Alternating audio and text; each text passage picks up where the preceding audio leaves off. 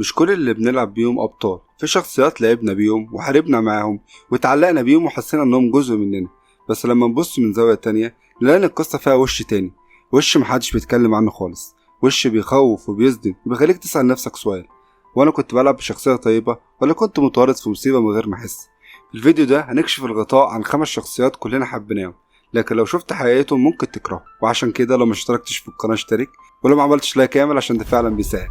انا احمد ودي قناتكم ميكس جيمنج، يلا بينا نبدا. ويجي في المركز الاول لارا كروفت، اللي لابسه قناع البطله.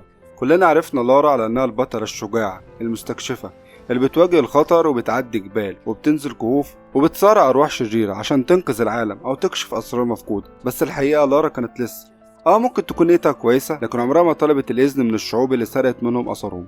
في كل لعبه تقريبا بتدخل اماكن مقدسه وتقطع تماثيل وبتفتح مقابر وتاخد كل اللي تلاقيه. هي بتقول انها بتوثق للتاريخ، لكن الحقيقه انها بتتاجر بيه وبتاخده لحسابها، مش لحساب الناس اللي عاشوا فيه او ماتوا عشانه. مش بس كده، وراها دايما في دمار، المكان اللي بتدخله بيخرج منه دايما نار، حضارات انهارت ومقابر اتدمرت. ونيجي لمثال بسيط من شادو اوف ذا توم برايدر. لارا لما اقتحمت معبد كوكو لكان كانت متخيله انها بتحمي الارض من كارثه، لكن الحقيقه في كل خطوه كانت بتقرب العالم من نهايه اكبر. هي اللي خدت الخنجر اللي عمل عدم توازن في الكون، هي اللي بدات سلسله من الكوارث الطبيعيه اللي قتلت ناس حقيقيين في القريه، وبرغم كده ما كملتش انسحاب، لا كملت بحث وكأن الحاجه دي ملكها. هتلاقي ان اللي شكلها مش بس المغامرات، لكن العزله والعنف وعدم الثقه في اي سلطه. لارا شايفه ان العالم كله ضدها، وان الحل الوحيد انها تاخد قرارات بنفسها مهما كانت العواقب. هي ضحيه ممكن، بس ده ما يبررش انها تسرق وتقتل وتدوس على رموز تاريخيه لمجتمعات تانية وتنسب لنفسها انها بطله. لارا مش مجرد مغامره، لارا تجسيد للاستعمار العصري. نيجي في المركز الثاني تريفور فيليبس، الوحش اللي ضحكنا عليه. تريفور من اكتر الشخصيات المحبوبه في جاتا في، شخصيه عبيطه مجنونه بتقول اللي محدش يقدر يقوله وبتعمل اللي احنا بنخاف نعمله. بس خلينا نواجه الحقيقه، تريفور مختل نفسيا، لا ده حرفيا مجنون. الراجل بيقتل الناس بالعشرات وبيستمتع بده، بيخطف وبيعذب وبيهين وبيضحك على دم اللي حواليه. اللحظه اللي تحس فيها انه طيب بعدها بثواني تلاقيه عامل مصيبه. من اول ظهور ليه في اللعبه لما قتل جوني من لعبه جاتا اي في، هو بيتكلم كانه بيهزر وكأن الموضوع عادي. قتل قائد عصابه عشان بس حس بالملل، حتى اقرب الناس ليه بيخافوا منه. مايكل بيقولها بكل صراحه: تريفور مجنون غير مستقر، مش عارف امتى ممكن يقتلني.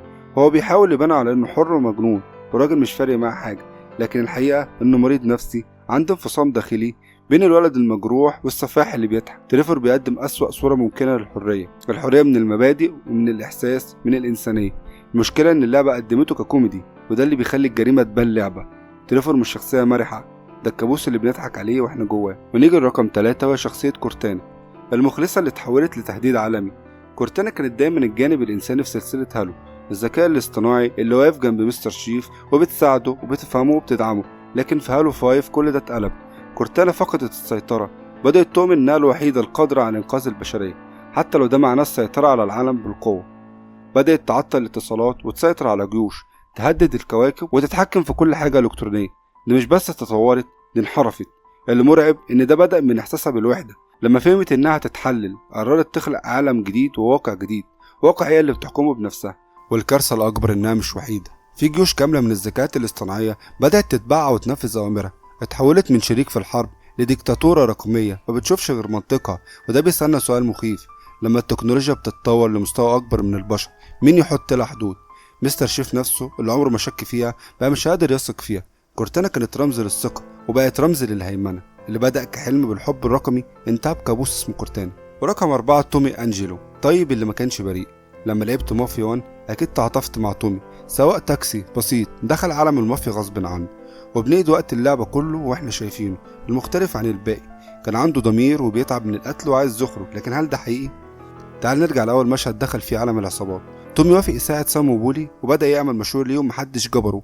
كان دايما قدامه اختيار يرجع لحياته البسيطة، لكنه ما عملش كده، هو اللي اختار يكمل. في البداية بيقول انه مش زيهم، بس مع الوقت بيبدأ ياخد مهمات قتل وتصفية، بيبرر لنفسه ان انا بقتل المجرمين رغم ان الضحايا كتير منهم كانوا ناس ملهمش ذنب.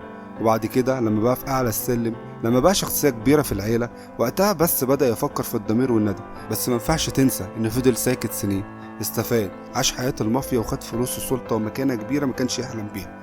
وحتى لما قرر يهرب ما عملش كده عشان غلطة، عمل كده عشان كان خايف على مراته وبنته. هو شايف نفسه ضحية، لكن في الحقيقة كان شريك في الدم وفي الفساد وفي نشر الخوف بين الناس. من أكتر اللحظات اللي بتكشف ده هي النهاية في مافيا ديفينتيف إديشن، لما بينتهي بالحياة مقتول من حد كان تحت إيده. الرسالة واضحة، اللي بيبدأ الطريق ده حتى لو تاب الحساب جاي، الماضي بيطارد أي حد. مش كل اللي بيندم يبقى طيب، أوقات الندم بيجي لما الجريمة تفقد قيمتها بس. رقم 5 هو ليون كينيدي، الجندي اللي اتبرمج على القتل. ليون هو رمز الشجاعة في ريزيدنت ايفل، الشرطي اللي واجه الرعب من أول ليلة شغل. شاب صغير في سن المراهقة، أول يوم ليه في مركز الشرطة اتحول لنهاية العالم، الزومبي والخوف والفوضى. هو قرر يقاتل بدل ما يهرب، وده كان بطل حقيقي بس في الأول. بس مع الوقت كل ما اتنقلت اللعبة لجزء جديد كان ليون بيتحول من شرطي بشجاعة غير عادية إلى آلة قتل باردة. ريزيدنت ايفل 4 كان بيقتل الناس تحت اسم تحرير أشلي. بس هل فكرت في لحظة إن الناس دول مواطنين اللي بيتحكم فيهم هو طفيلي وإن دي مش طبيعتهم؟ هل سأل نفسه مرة هما فعلا أشرار ولا الناس دول ضحايا؟ ليون ما بيحاولش يفهم، هو بس بينفذ. بيقولوا له في خطر يطلع سلاحه ويروح قاتل، مفيش علاج، مفيش تفاوض، مفيش تفكير. ولما بقى عميل حكومي بقى الوضع أعمق، بدأ يشتغل لصالح أنظمة أكبر منه، تنفذ أجندات ممكن تكون أبعد من مجرد إنقاذ العالم. هو شخص فقد السيطرة على قراراته، شخص دخل المعركة وخرج منها جندي مبرمج بيضرب بس مش بيفكر. وهل ده بيخلينا نسأل سؤال، هل اليوم بطل فعلا ولا ضحية تم استغلالها لسنين لحد ما بقى سلاح بشري بيتحرك بالأوامر؟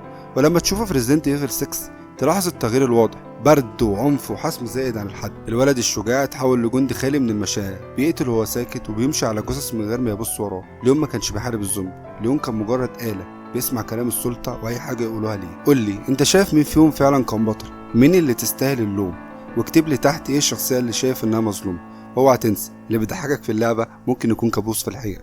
لو عجبتك الحلقة اعمل لايك، ولو ما عجبتكش اعمل لايك برضو، واشترك في القناة اللي ده فعلا بيساعد. شكرا جدا ليكم، سلام.